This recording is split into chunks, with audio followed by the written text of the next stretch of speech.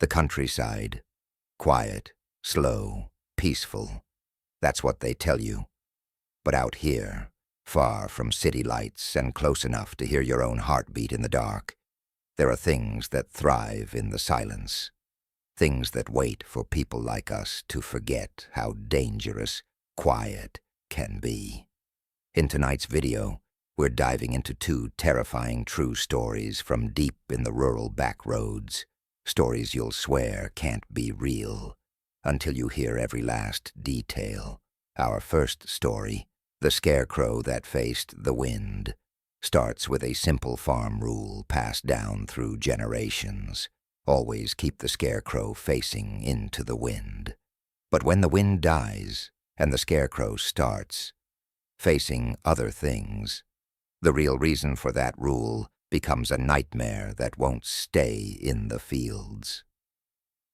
Then in The Honey That Learned Your Name, a beekeeper inherits her aunt's countryside apiary and discovers the honey from one strange black hive can do something impossible. It can remember faces, but the deeper she goes into its strange magic, the more she realizes every jar comes with a debt, and the countryside always collects. These aren't ghost stories from the city. This is the kind of horror that seeps into your bones because it feels possible. So turn off the lights, put on your headphones, and don't look out the window, because out here, the dark knows your name. Story 1. The Scarecrow That Faced the Wind.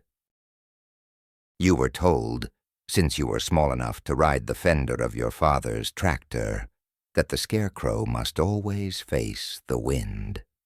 It wasn't superstition the way other farm things are superstition. Salt over the shoulder, a horseshoe over the door. This was as practical as baling twine and diesel. The wind carried the scent of you across the field. The crows trusted their noses more than their eyes. If the scarecrow faced the wind, they'd see the coarse burlap face, the rusty button eyes, and they'd turn tail. If it didn't, they'd creep in from behind and learn something about your field they weren't meant to learn. That's what your father said. You never asked what exactly the crows might learn. You grew into the sort of adult who repeated advice without examining the knot that held it together. You fixed belts with binder clips, secured gates with one good twist of wire, and you kept the scarecrow turned toward the wind. That meant dragging a ladder across the cracked dirt, climbing up with a wrench and a boot heel to torque the weather vane on its crossbeam. The iron vane squealed every time like an animal you shouldn't keep, but you kept it anyway. The first wrong thing happened on a Wednesday, with a sky the color of milk and rain threatening from the west. You had a sack of feed slung over your shoulder and a headache drumming in your temples. The scarecrow had rotated sometime in the night and now faced due east, away from the approaching weather. The wind came hard from the west, shouldering across the field, flattening the wheat in runs that looked like something big was moving underneath. You set the sack down, cussed once, stomped the ladder over, and climbed. The scarecrow's hat was a circle of black felt that drank the daylight. The button eyes were nicked, like they'd been in a fight and didn't win. Up close, it stank, not like mildew or mice, like wet wool that someone bled into a bucket and forgot. You grabbed the crossbeam and the wind vane and forced the whole contraption to turn. The vane shrieked once and then gave, letting the scarecrow resume its usual posture, chin up to the weather, chest out like a soldier on inspection. You climbed down and spat in the dirt. Then you noticed your spit soaked straight in. No darkening of the soil, no sign it had ever been wet at all. You rubbed the back of your neck and told yourself to eat something. The second wrong thing happened at night when the wind died. In the countryside, silence isn't nothing, it's plenty. It's the low hum of crickets, the tick-tick-tick of cooling engine metal, the breath of the barn. You'd learned the shape of it by age 12. But the silence that fell that night was a lid set on a pot. Everything under it held still and steamed. The dogs in the distance didn't bark or whine. They seemed to forget how. You went out with a flashlight because the power flickered twice, and then decided to go on vacation. The beam dug into the field and caught eyes. Rabbit, cat, something quick and unsure. You swung the light up toward the Scarecrow out of habit, just to check he was facing the wind, except the air wasn't moving, and you felt silly for checking anyway. The Scarecrow looked back at you. You couldn't have said how you knew. The burlap face didn't change, but something in the way it held the night tilted. You stood there longer than made sense, the flashlight growing warm in your hand. "All right," you said into the lid of silence. Your voice didn't carry. It fell and stayed where it hit. On Thursday, your neighbor Marla stopped by with eggs and gossip that tasted like copper on your tongue. 2 heifers across the county line had turned up outside their pasture with both front legs broken clean, like they'd put their weight down on something that wasn't there. Marla laughed when you flinched. "Coyotes'll do weirder," she said. "Don't let it get into your head." But it got into your head. That night you dreamed of the Scarecrow. Not the usual dream where you pull and pull at the iron vein, and it won't give. In this one you stood down in the field, and the Scarecrow climbed the ladder, knees bending wrong, hat tilting wrong, burlap mouth smiling wrong. It unhooked the nail from the crossbeam and let itself down, and it pressed its stiff chest to yours the way a brother might, the way a father might if he had to leave and couldn't say why. It whispered into your ear in a dry voice, "Face me." You woke with the taste of husks in your teeth. When you went out at dawn, the wind was back, carrying a bright smell like the inside of a green apple. The Scarecrow still faced west. Your relief went through you like heat, then evaporated. The ladder lay flat on the ground, rungs bitten into the dirt, though you were sure, you'd leaned it against the fence.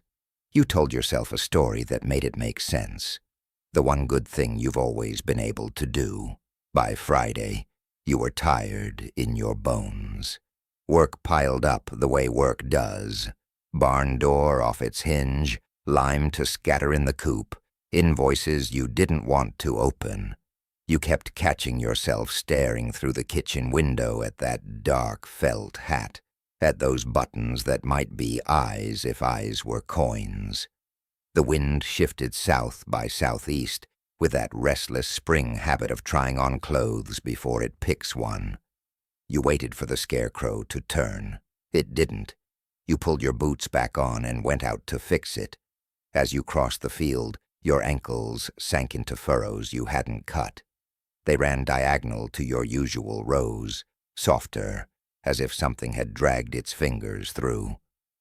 Each depression held a few kernels of wheat, not scattered, laid down like offerings. You climbed the ladder. Close up, the burlap seemed puckered, like lips trying not to speak. You put your hand to the vein. "Face me," a voice said. You turned so fast you nearly pitched backward off the rungs. No one stood there, only the field, heavy and waiting. You told yourself it was wind, but the wind was wrong, too full, too inside your ear. You looked back at the Scarecrow.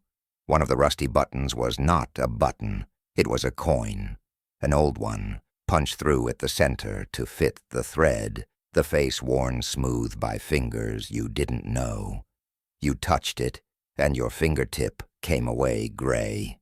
"Face me," the voice said again, and now you knew. It wasn't asking to be turned toward the wind. It wanted you. A man alone will do stupid things for company. You don't like to think of yourself as the sort of man who could be called alone. But the truth arrived without ceremony. You hadn't had someone in your kitchen chair across from you in months. You'd taken your meals with the radio, and the radio had grown bored. You gripped the Scarecrow's shoulders. Straw shifted inside like bones. You turned its face toward yours. A smell lifted from the burlap like a hot whisper from a road in August. Not rot, not mold.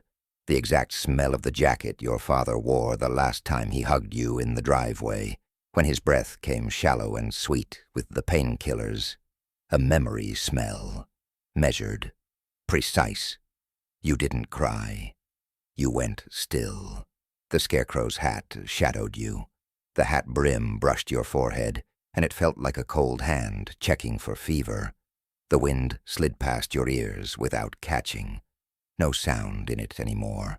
The lid came down on the night, though it was noon, and your field changed the way a face changes when it hears its name. Beyond you, the wheat began to bow in neat, deliberate rows, north to south, east to west, a crosshatch like stitches closing something up. The crows gathered on the fence posts with the patience of judges. You kept your hands on the Scarecrow, and the Scarecrow breathed. You told yourself that the sound you heard was the wind flogging the burlap. You told yourself your father had taught you a trick, and you were only performing it. You told yourself a dozen little stories until they landed on the ground like dead flies. Pretense can't outlast the truth in a field this open. You didn't run. You leaned in. "Face me," it repeated, and this time the voice was not a whisper inside your ear, but something pressed into the fibers of the world. "So they will not come from behind." "Who?" you asked, stupidly, like a man who loves riddles. "The ones that learn," the Scarecrow said. "The ones that wear your steps." Something moved at the far end of the field, where the wheat met the hedgerow. Not up and down like wind. A steady glide, low, as if the ground had grown a seam and it was unzipping. You let go of the Scarecrow, and the hat tilted. The button coin caught the meager light. That was when you realized you'd set your ladder on the wrong side of the post. The Scarecrow was between you and the house, between you and the road, between you and every version of you that didn't know this moment was coming. You put your hand on the vane to turn it back toward the wind. "Face me," it said. "Please." You did. The seam in the wheat opened, and something in the dirt smiled. You didn't see teeth. You didn't see eyes. That would have been easier. Something the mind could inventory and assign a predator to. What you saw was wheat parting in symmetrical lanes, as if careful feet passed between each stalk. Feet that didn't bend the heads or bruise the awns. You saw the hesitation of the field, an organism deciding whether to flee. From far off, a shape rose, only the height of a fence post at first, and then as tall as a man, and then a head taller, the way heat devils rise off asphalt. You put your palm against the Scarecrow's sternum. The sternum yielded like a palm filled with old letters. "I don't understand," you said. "You do," said the Scarecrow in the voice that smelled like your father's jacket. "Say you don't, and I will call you kind. Say you do, and I will call you ready." "What are they?" "Crows," the Scarecrow said, and the fence post judges ruffled without sound. "Only not." The seam reached the first of your furrows and stepped over. You felt the step in your shin bone. Something learned how to match you. "It has been practicing," the Scarecrow whispered without voice, "for as long as there were rows and the men who walked them. It learned your gait, then your breath, then your stubborn. It learned how to wear you like a path." You thought of Marla's heifers with both forelegs broken, as if they'd put weight down on hospitality and found it absent. You thought of the lid's silence. The ladder moved in the night. The coin that wasn't a coin. The offering kernels in the wrong furrows. Living in the country teaches you how to pull 100 little threads until a shape comes together. The shape here was you, but inside out. "I'll get the gun," you said, which was the countryside's reflex to any question with teeth. "They wear sound," the Scarecrow said. "They wear bullets after. Wear the holes too. Best you keep with me a while." You wanted to be stubborn and decent and alone in your actions, but something in the dirt smiled again, and your knees softened the way a stall door softens when a big animal leans. "Why me?" you asked. "Because you touch what stands between. Because you listen," it said, and its coin eye went slick like fresh oil. The seam divided into 3, and then 7, and then too many. The wheat made tiny kissing noises as it closed over their passage and opened again, as if the field were a sleeve being turned inside out at 1 precise inch at a time. When the first of them reached the base of your ladder, nothing was there to see. Your boot soles chilled. Your name, just your first name, lifted from the dirt like steam, and you had the urge to answer out loud, the way a child answers roll call. "Face me," the Scarecrow said again, and this time you felt how the phrase wasn't a command but a request, a ritual, the only kind that works, the kind that humbles more than it raises. You set your forehead to the scratchy brim of the hat. You closed your eyes. Behind your lids, fields from before your time unrolled. Your father was there, younger than you've ever known him, laughing with his teeth showing, a sound like shovel on stone. Beside him, a scarecrow made of cane instead of pine, with a brick for a heart. The two of them circling the crossbeam until it faced whatever wind came that day. Your father set a coin in its eye, "So it knows value," he said, "and so it gives change." The cold hand of the hat lifted from your brow. "Ready," the Scarecrow said. The wind arrived again, not from a direction you could point to, but from below. Like the field exhaled, the burlap pressed into your cheeks. Something brushed your lips that was not straw, not cloth. You understood then that facing the wind, facing the Scarecrow, facing anything worth keeping alive out here, meant you put your living face against the dead's. It meant you made yourself hinge between them. The first touch came at your ankle, a pressure that remembered your weight perfectly and then exaggerated it, like stepping into your own cast and feeling how close it fits. It climbed your calf and knee, wearing you as it came, testing. You thought of the broken heifers and bent your knees before it could lock them straight. It missed, stumbled 1 step, confused. "Good," the Scarecrow said. Its voice wasn't your father anymore. It was yours, pitched low, as if you were telling yourself something late at night. You let the second touch climb, but not settle. When it reached your hip, you swung your weight left. A farmer's dance step you didn't know you remembered. It overshot, faltered, blew chaff. More lanes opened. The fence post judges finally spoke, but their caws were swallowed before they were born, caught and worn and fed back. The knot crows gathered, invisible if you looked straight, obvious as rain if you looked aside. One of them tried your name again, this time saying it with the catch in the throat your mother had when she scolded you kindly. You didn't answer. You bit the inside of your cheek until the blood set your mouth right. They circled the ladder. The nearest one climbed higher, testing your hands, weighing your calluses. You loosened your grip a fraction and it mimicked you and slipped. A small victory, like scaring a fox away with a single sharp clap. "They learn," the Scarecrow said, "but slow when watched." You said if you didn't face the wind, they'd learn something, you said, thinking of your father's line, the one you'd repeated for years without lifting it up to see what crawled underneath. "They learn where your back is," the Scarecrow said, "and what door you lock second, not first. They learn what you loved last. That last one stole the heat from your chest. What do they want?" Your voice came out smaller than your coat. You, warn until you walk for them, so they can move in the day.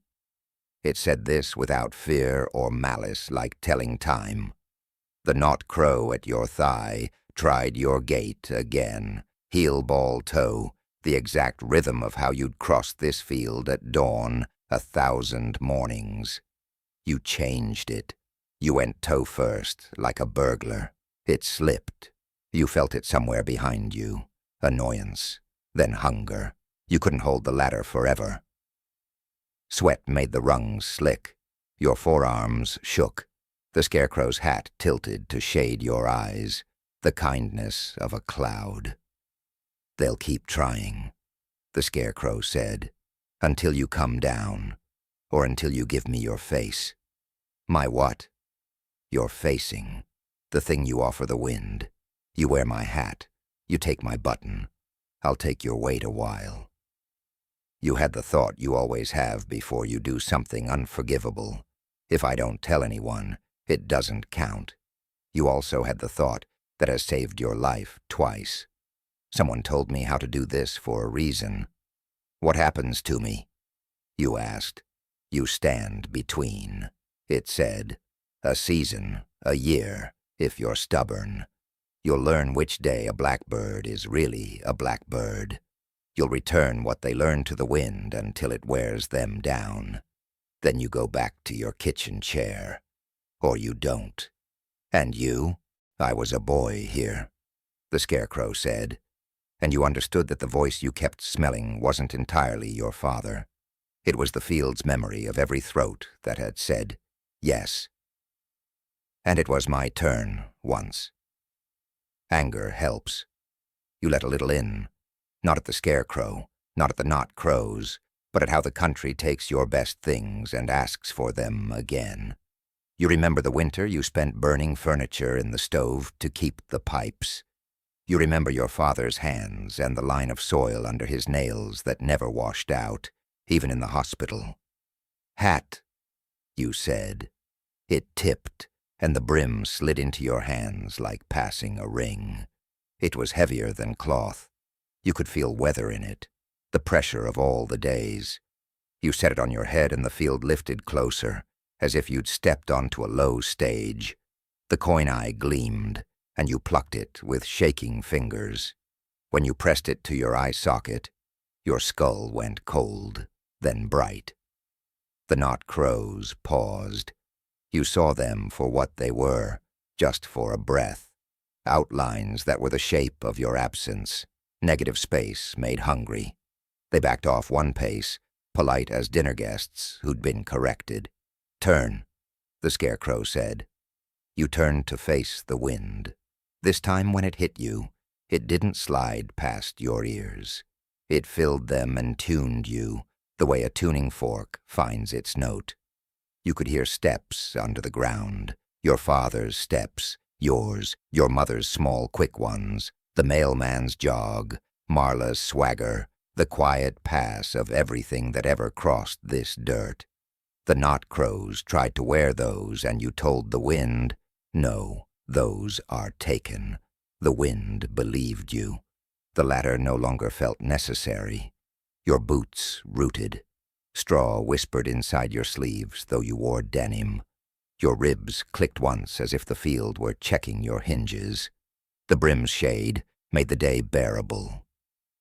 "They'll leave with the noon," the Scarecrow said from somewhere that was not beside you anymore. "They always leave with the noon. They hate being seen for what they are. And tonight, they'll come again. They always come again. You'll be here. I'll be where you were." You wanted to turn and look for it. Him. The boy who had been a Scarecrow so long, he remembered the taste of mornings. But turning would mean taking your face from the wind. You remembered the line. "So they will not come from behind." You stayed. Noon came like a bell you couldn't hear but felt. The pressure shifted. The lanes in the wheat smoothed out, embarrassed by their own existence. The fence post judges finally cawed and were allowed to. A far tractor coughed awake, the seam stitched closed. You stood until your calves burned and then cooled. You stood until the hat brim warmed and then cooled. When you felt a hand at your back, you tensed and did not move, ready for the knot crows to trick you with kindness. "Easy," said your own voice, behind you now. "It's me." You didn't turn. You stared into the wind and saw all the faces the field had ever been offered. Men and women and children, a dozen generations, layered faint as watermark. You were one more layer. "Tonight I'll bring you stew," your voice behind you said. "You won't taste it, but I'll bring it anyways." "Face me," you said, surprised to hear how the words had changed on your tongue. Not command, not plea, invitation. The figure behind you, the you that had been on the ladder, the you with human knees, came around slowly until you could see him at the edge of your vision, careful to stay inside the brim's shade. He touched the crossbeam lightly, reverential as a churchgoer crossing themselves in an empty sanctuary. "We'll trade back," he said, "when the learning is done." You tried to nod and found that nodding was a thing for later. For now, your agreement had to be something the wind could hold. Evening came, and with it, the lid of silence, and with it, the lanes polite and hungry. You were ready in the way that doesn't feel like readiness, but like homesickness you finally stop arguing with. They tested your ankles. You lifted your toes first. They tried your name again with your mother's catch, with your father's cough, with Marla's laugh. You let the wind answer for you, and the wind said no in 1,000 grass sounds. Midnight found the brim beaded with dew. You learned which blackbird was really a blackbird by the way it refused to wear anything but itself. You learned which fox was two foxes wearing one path.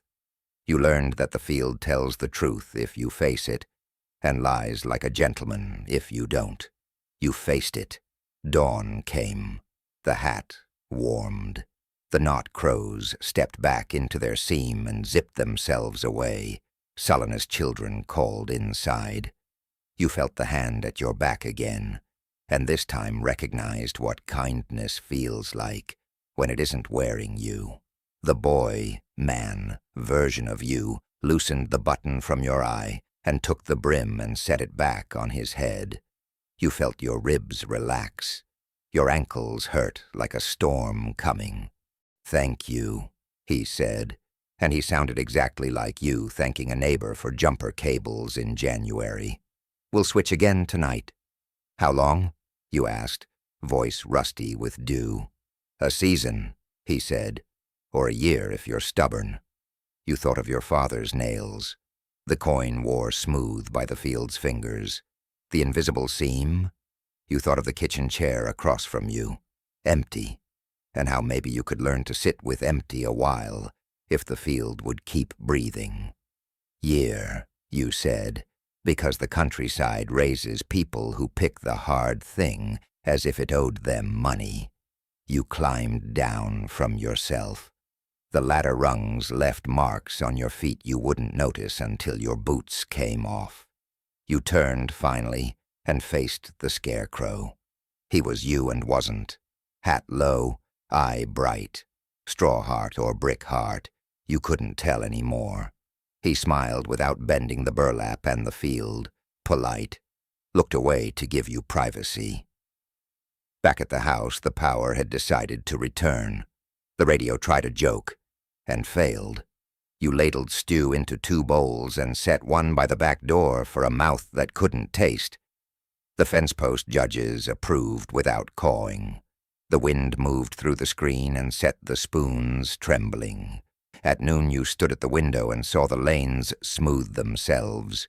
You understood how every piece of advice your father had ever given you had a bad thing hiding under it, like a nail under straw, sharp, necessary, waiting for your foot. And how loving someone meant you hid the nail and handed them boots. And loving them better meant you pointed and said, "Watch that." and loving them best meant you let them step on it once and remember. You went out in the evening with the hat in your hand. "Face me," you said. And the Scarecrow did, and you did, and the wind did, and the field breathed, and the ones that wear steps waited for you like a bad idea waits for an empty room. And for a year, because you are stubborn, that room never came. Story 2. The Honey That Learned Your Name. April 9th. In the country, you mark time by bloom. Willow first, then dandelion, then the hawthorn that smells like old pennies. I inherited the apiary because no one else wanted it, and because Aunt Rhea died without a will, unless you count the stained ledger I found under the smoker. 6 hives, set in a neat row along the hedgerow, all painted cream except for the far one, which is black as a piano. That one hums at a lower pitch, the note a big animal would make if it knew how to sing. I light the smoker. Pine needles and dry burlap. A cleaner once told me, "Smoke is a polite lie. You make the bees believe their house is on fire, so they gorge on honey and forget to be angry." I tell myself I'm learning to lie nicely. Aunt Rhea's veil smells like sun-warmed veil. I write that in the ledger to see how it feels to be a person who writes down smells. It feels like standing on someone else's porch and holding their key. April 13th. First inspection. The cream boxes are mild. Textbook. Brood pattern like quilt squares, nectar shining in arcs. The black box is organized. Too organized.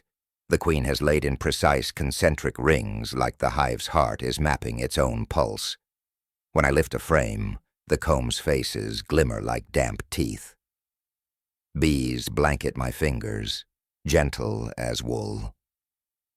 On the way back to the house, I pass the roadside stand, the little honor box shed where Aunt Rhea sold jars. The sign still says honey in thick letters, the Y half-flaked. A pickup slows. Man in a hat I half recognize lifts 2 fingers in neighborly salute. "You Rhea's niece?" he says, calling across the ditch like we're sharing a fence. "Yes," I say. "She keep a good ledger," he says. "That matters." Then he drives off, leaving the word keep buzzing like a second hive under my tongue. April 18th. Weather. Light rain that looks like breath. Bees not flying. I read the ledger. Pages back, Aunt Rhea writes in a stiffer hand, "Do not pull honey from the black box after sundown. If someone knocks after midnight asking for a jar, give them tea and send them home. If a name appears in the cappings, mail it back." That last line is underlined twice. I wonder if cappings means what I think. Those thin wax lids you slice from comb before you spin honey. I imagine handing a post office clerk a padded envelope labeled "1 name." Perishable, April 22nd. The hawthorn opens. The yard smells like a butcher shop, and a cathedral had a child. I work the hives mid-morning, the hour the old-timers say bees are too busy to be mean. At the black box, I see something I don't have a word for, freshness that isn't new. Like a face you know from dreams. The bees rise and lay back down in waves, models in a living parade. When I tilt a frame to the light, honey gathers words. Not letters, not exactly. The rippled surface tenses and then relaxes into a pattern that my head reads before my eyes do. Ilias. I go cold, then hot, then practical. Elias is the man with the hat and the 2-finger salute. I blink. The letters dissolve, turn back into the ordinary broken mirrors honey always is. I set the frame down. I write in the ledger. Saw the word, Elias, probably sunlight trick. Check again at noon. The pen leaks a little on the word trick. April 23rd. I dreamt a porch light ticking. I dreamt footsteps in gravel. I woke to the sound of a jar lid rolling in the stand, though the stand had been empty yesterday. The road is quiet at 2 a.m. Quiet in the countryside isn't silence. It's the gentle arithmetic of distance. Cows turning their heavy heads. An owl. The creek stuttering around a fallen limb. I go to the stand with a flashlight and find it. A jar of my honey I didn't jar, warmed as if someone held it. On the lid someone wrote a name in Sharpie. Not a neat name, not a label maker name, a hurried name. Elias. Price left in the box. $0. The ledger left open on the shelf, page torn out. I bring the jar inside and set it on the counter. Through the glass, shapes gather and let go like fish in a dim tank. When I hold the jar up, something in the amber shifts to make room for my face, then resists. I do not mail it back. I don't know what that means yet. 26th. Elias comes again in a truck less rusty than I remember. He parks with his nose toward the hedgerow, like he might need to leave quickly. He asks for 1 jar of regular and 1 jar of that midnight. His mouth stops on the word midnight, then takes a step back, like it thinks it might have said too much. What midnight? I ask, because the countryside gave me a spine whether I wanted it or not. The black box, he says, and the back of my neck prickles. Rhea used to. Keep some aside. She wrote names in the honey, I say, making it a joke so he can say the right thing, and we can both go home. He doesn't laugh. He takes off his hat, which changes his age and his distance. I got a son, he says softly. Sometime last summer he walked into the field behind my barn and came back light. He laughs at right times, eats if you put a plate, but there's more space between him and his skin. He looks at the hives. Rhea used to pour a spoonful of midnight in his tea when he went like that. Next morning he remembered the dog's name again. How much? I ask, because the country charges what it can afford to confess. Whatever you say. I lie politely, like smoke. I'll see what I can do. April 28th. Aunt Rhea wrote, Honey holds a picture of the day it was made. All days are faces if you ask them to be. People from town begin to stop by the stand in the late hours when a road belongs to fewer souls.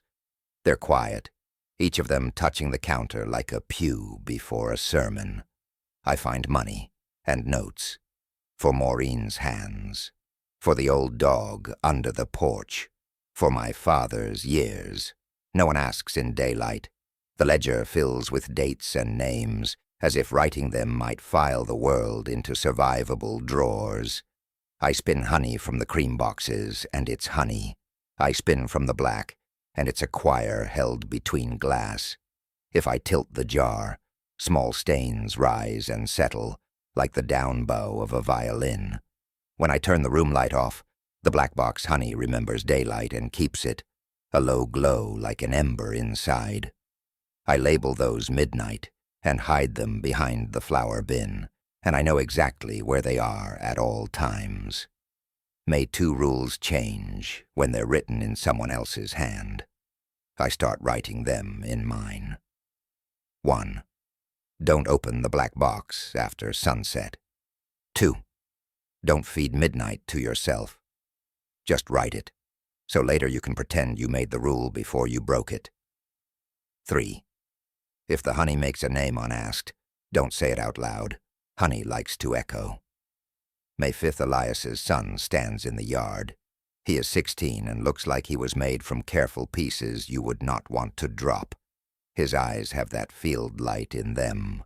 He thanks me, and his thank you has the shape of a sentence, without all the words. I hand him a spoon and a tiny jar and say, just the rim, which is a sentence I've heard before but cannot place. He tastes midnight like you'd kiss the corner of a photograph. His shoulders come down. He looks at his father like he remembers both last winter and the time with the ducklings when he was 5. He says, Dad, and he means the right person. After they leave, I sit on the step behind the stand and look at the hedgerow. The bees fly like thoughts. I think, this is a good thing I am doing. I think, good things always have a bill. That night, the honey writes a name without my asking. Not Elias, not Maureen or Dog. It writes in slow, deepening strokes, like someone tracing a carved headstone with their thumb, bringing out the letters. Rhea. It is neat as a ledger. It looks back at me through glass the way a window looks back if you stand on the porch of a house you grew up in and suddenly remember you're visiting. The hedgerow breathes. The black box hums like distance closing. May 9th. The first swarm. A beard of bees leaves the black box and hangs in the hawthorn like a dropped coat. The noise. God, the noise. People think bees hum. They don't. They make a pressure you feel in your teeth. A soft fist. I shake the branch and the swarm falls into my cardboard box like heavy rain. The queen goes with them and the yard changes its mind. When I set them in a new hive, I see something the books don't show. A sliver of comb shaped like a profile. Not an accident of wax. A cheek. The soft slope of a nose I have kissed. My mother's. I remember she left when I was 9. No note, no suitcase. She stepped out of a kitchen and never returned. A hole in the screen where the hook broke, and no one fixed it. I pour a teaspoon of midnight into tea and leave it steaming. I don't touch it. I sit at the table until the cup cools and the steam stops naming things. I feel something at the back of the house. The soft arithmetic of gravel shifting under feet not there. The ledger on the counter flips its own page. A draft, I say, and the word is a polite lie. May 12th, I pull 3 frames from the black box. The capping's knife peels back white lids. The smell is summer's mouth. The first gush of honey hits the tray and shapes itself into letters before it settles. A B and then a D and then the rest refuses. I wipe my hands and pick up the phone and type, "Mom, where did you go into a search bar and erase it?" Because that is not how you ask a field a question. At midnight, someone knocks. Polite. 3 knuckles. I stand behind the door until the knocking stops, and the gravel performs subtraction. In the morning, the jar on the counter spells, "Your name here," and the letters do not dissolve when I blink. I take the jar by the neck and set it outside on the porch, and for the first time since I started, the bees from the black box follow me, land on the glass, and wait. I say my name out loud like I'm signing for a package. The jar warms in my hand. The ledger writes in a hand I don't own. You owe the field a face. I write under it. Whose? It answers, yours. And the bees, gentle as wool, rise. May 13th. All day I pretend not to understand what a field is asking for. I label jars from the cream boxes. I fix the loose board on the stand floor so it doesn't bite a boot. I hover over the black box and do nothing that could be called touching. The bees fly their lanes like old ladies at a pool, steady and dignified. When I put my ear to the box, the hum changes my bones' temperature. The ledger adds a line under its own line. You can keep a face only by sharing it. I tell the ledger to mind its business. The wind moves through the hawthorn like whispering without words. May 15th. I bring a jar of midnight to the edge of the hedgerow, where the ditch collects secrets. I don't know how this works, I say to the trees, which is the rural version of a prayer. The honey gathers a dull light in the jar. No sun. Still bright. I tilt it. The surface pulls into an oval, then lets go. Again. Oval, cheek, hint of eye. Not mine. Older. Patient. There's a trick you learn as a keeper. Blow gently on bees, and they'll make way. I blow at the jar mouth. Warmth comes back at me. Someone exhales on the other side of the glass. Rhea, I say, because the honey already did, And what's the harm in catching up? The ledger at the house later says in my aunt's tired block letters, "Don't ask what you can't feed." May 17th. Elias comes to return clean jars. His son isn't with him. He stands at the stand the way men stand at graves when they're not sure who they're pretending for. He rubs the edge of the counter, the stain shiny under his thumb. "You look like you didn't sleep," he says, then corrects himself, "like you slept too much and woke up in a different house."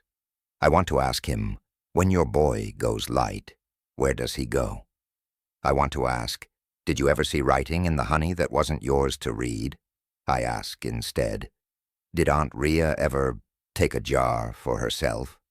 He flinches like I said a vulgarity. "No," he says, "not more than a rim." He looks at the road, the way out.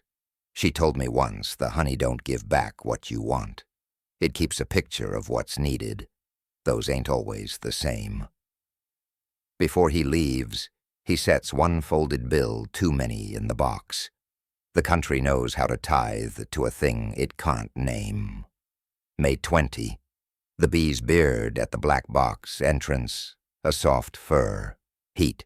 I set a shallow dish of water with marbles, so they don't drown, and they drink like thousands of tiny throats are remembering first rain. I take one frame from mid-box, and a corner of uncapped honey winks. The winking is a Morse code I can't read until I feel it in my teeth. H-I, then H-I again, like a child at a window. I put the frame back. I talk to the box.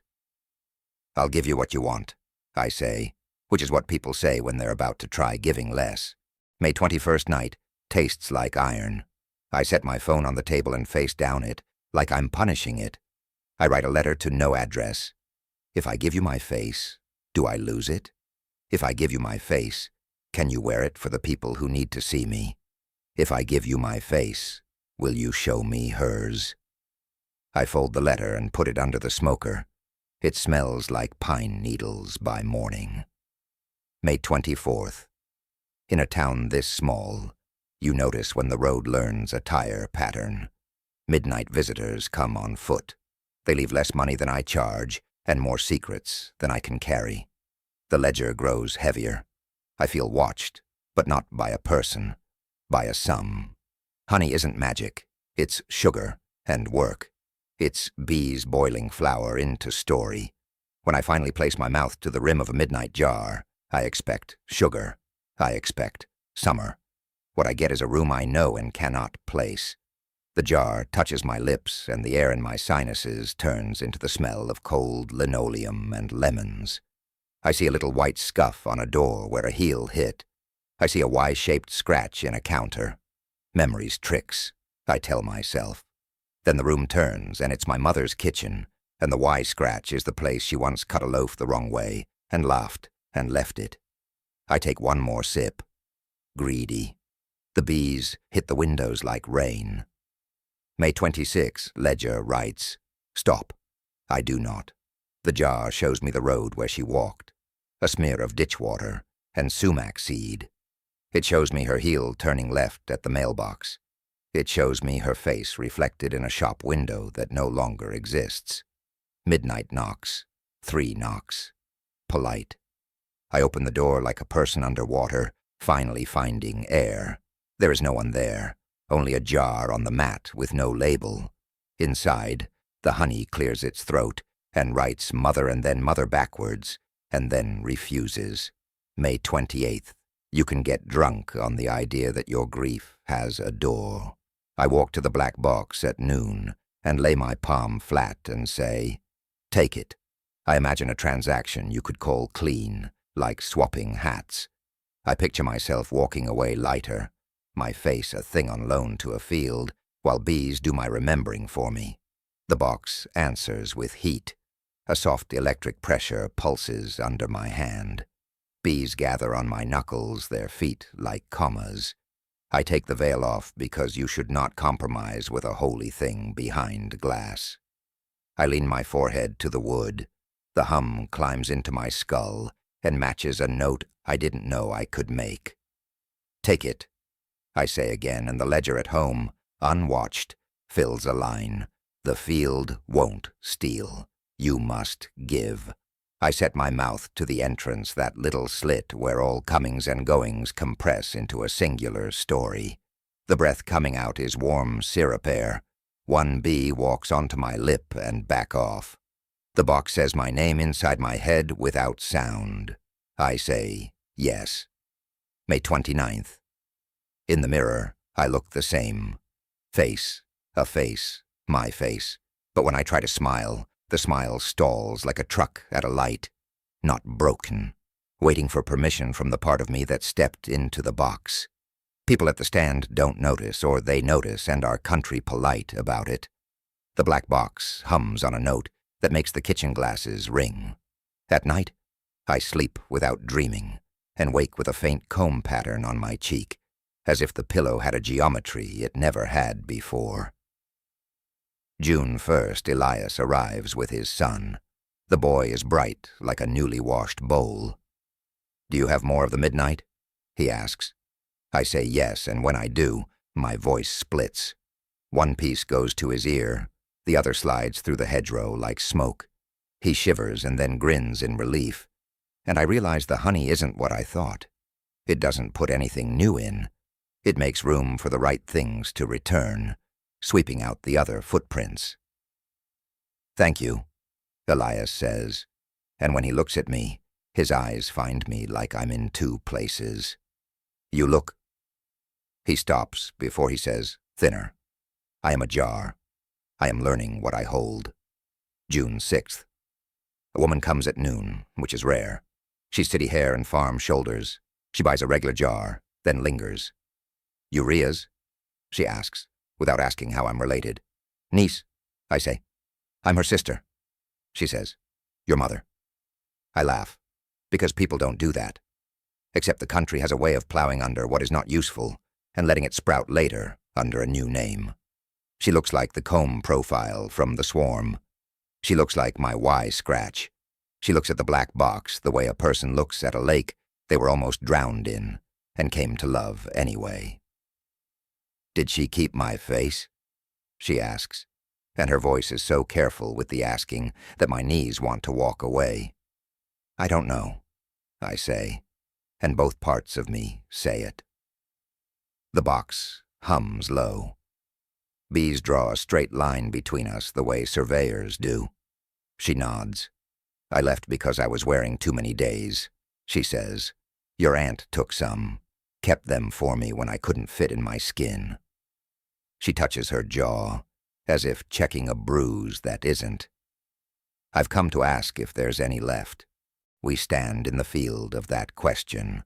The ledger writes a line I read later. "Return what the honey kept, or it will keep you." I pour a rim of midnight in a spoon and hand it to her. She looks at me over the spoon like the last time she saw me. I was smaller and sadder. She tastes. She inhales. Her shoulders drop the way a storm does after it finishes breaking a barn window.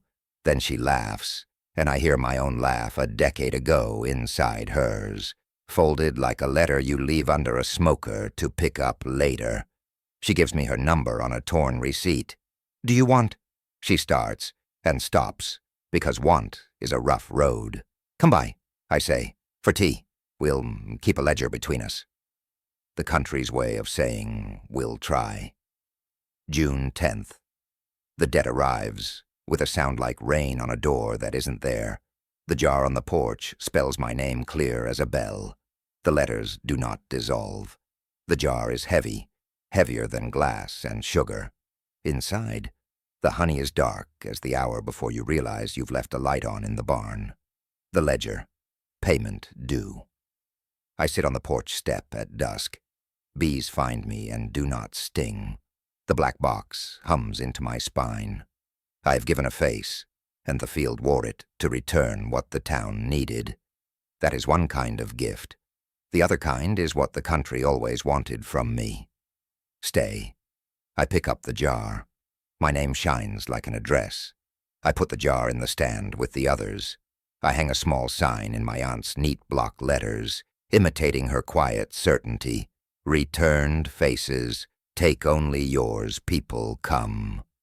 They lift jars and set them down with reverence bordering on terror. Some leave with tears.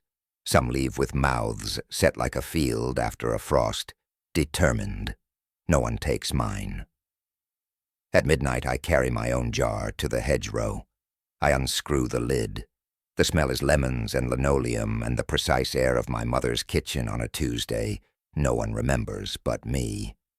I pour a little into my palm, and the honey makes a shallow negative of my lifeline. I lick it. I taste every time I waited for a car that didn't turn in. I taste every time I kept a ledger because the keeping made a shape of days. I taste a laugh in a different house. I set the jar at the base of the black box, my name facing in. You keep it, I say, for when I go light. The box answers with heat. Not a yes, not a number, a keeping. June 15th. The town learns the new rule without needing it written. They mail back names. They slip jars into the stand and pick up others and nod at me like we are in church and we made our peace, separate, but compatible. I keep the cream honey for pancakes and fairs. I keep the midnight for debts, and for days the wind takes a person's outline and shakes it until the shape remembers itself. My mother comes on Thursdays with lemons. We talk about bees and not about years. Sometimes we fail at that, and I close the ledger and we watch the road. She touches my jaw once and says, "You have my left." And I say, "Keep your right." And we laugh. And that's a door, too. July 1st. The black box hums a note I now recognize. Harvest. I pull 2 supers and carve the cappings, and the honey writes Arabah once, then Elias once, then a jumble of initials that look like a class picture signed in all corners. I spin. The extractor groans like an old tractor, and I love it the way you love an ugly dog. Before I jar, I tilt the bottling bucket and hold my breath. The surface pulls and resists, and finally shows me a face I haven't seen in 20 years. A woman with my mouth, younger, a little afraid, a little brave. She looks at me through honey. I look at her through air. We both understand. The field will keep what the town cannot carry, and the town will carry what one woman cannot keep. I write one new rule in my own hand and tape it inside the stand door. 4. If a jar writes your name, take it home. If it writes someone else's, mail it back or ask me. If it writes mother, bring lemons. At dusk, the bees come home heavy. I stand between the boxes and the hedge, a person-sized opening in a humming wall. A woman walks up the road with a bag of lemons. A pickup slows and a hat lifts 2 fingers. The hawthorn breathes all its brutal penny blossom smell. The ledger weighs what it weighs. The black box keeps a face for me the way a neighbor keeps a spare key. I am not lighter, but I am steadier. When midnight knocks, I open the door, and the jar that's been waiting for months, labeled only "Your name here," is gone. In its place, an empty with a note inside, 3 words in Aunt Ria's steady hand from a page. The wind returned. You kept well. The country teaches the long math. You give a face, and it stays yours because everyone knows it now. You feed the field, and it feeds you back with interest nobody else can spend. I sleep easy. In the morning the bees are already writing the weather, the names, the debts, the small domestic miracles of a place that remembers for you until you can stand to remember for yourself. The countryside might seem like an escape, a place where the only thing you have to fear is bad weather and a late harvest. But the truth, out here, far from the noise, the darkness has room to breathe. It has time to learn your habits, your voice, even your name. From the scarecrow that demanded to be faced to the hive that kept more than honey, These stories remind us that rural quiet isn't empty. It's watching, and sometimes it's waiting for you to notice it back. If you've ever lived in the countryside or spent nights deep in the back roads, you know, strange things don't just happen here. They stay. Which one of tonight's stories unsettled you the most? Let me know in the comments. I read every single one. And if you've had your own unexplainable encounter out in the country, share it. Maybe it'll be in the next video. If you enjoyed tonight's dive into true rural horror, don't forget to like, subscribe, and hit that notification bell so you never miss a night like this. Because in the countryside, night falls fast. And once it does, you're already part of the story.